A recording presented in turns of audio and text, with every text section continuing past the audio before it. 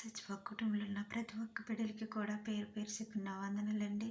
ఏ ఊళ్ళో ఉన్నా, ఏ దేశంలో, ఏ ప్రాంతంలో ఉన్న ప్రతి ఒక్క బిడ్డలకి కూడా సచివాకులు ఉన్న ప్రతి బిడ్డలకి వందనాలండి. నీకు వందనాలండి.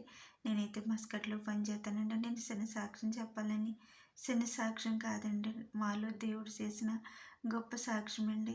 మా అమ్మకైతే కాలుకి సట్టు ఇరిగిపోయిందని అన్నారండి. ఇరిగిన వెంటనే హాస్పిటల్ తీసుకెళ్తే ₹1,00,000 అవుతుంది అన్నారంటే, నన్ను డబ్బులు లేవని ఇంటికి తీసుకొచ్చేసి 5 నెలల వరకు ఇంటికాడ ఉండిచ్చారండి.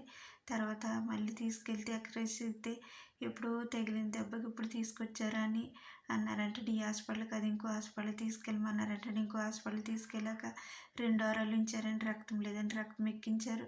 2 వారాల తర్వాత మళ్ళీ ఇది కాదు ఇంకో హాస్పిటల్ తీసుకెళ్ళమన్నారంటండి. 3 హాస్పిటల్ దేవుడి కృపను బట్టి మా అమ్మగారికి అయితే ఎంతో కాలుకి చక్కగా ఆపరేషన్ జరిగిందండి. అయితే అన్నయ్య ఫస్ట్‌కి ఉండగా కత్తిరికొచ్చారండి. కత్తిరికొచ్చినప్పుడు నేను రోజు ప్రార్థన కోరేదాన్ని. ఇసుక్కోకుండా అన్నయ్య నాకు మళ్ళీ తిరిగి నాకు చెప్పు, నువ్వు భయపడకమ్మా, దేవుడు కృప చూపించి చక్కగా కాలు ఆపరేషన్ అవుతుంది అన్నారండి. అని చెప్పినట్టుగానే 3 హాస్పిటల్కి వెళ్ళిన తర్వాత డాక్టర్లు దేవుడు అయ్యి ఉండి కాలు చక్కగా ఆపరేషన్ చేశారండి. 15 సంవత్సరాల దాకా నీ కాలుకి భయం లేదమ్మా అని డాక్టర్ గారు చెప్పారంటండి. అయితే కాలు అంతా ఆపరేషన్ చేస్తానికైతే 8 గంటలు టైం పట్టిందంటండి. అయితే కాలు ఇప్పుడు ఇరిగిపోయిన కాలుకి ఇప్పుడు తీసుకొచ్చారా, ఈ వయసులో ఆవిడ ఎంతో బాధపడ్డది, బాధ భరించింది అని అన్నారంటే, దేవుని కృపను బట్టి మా అమ్మగారి కాలుకి చక్కగా ఆపరేషన్ అవ్విందండి.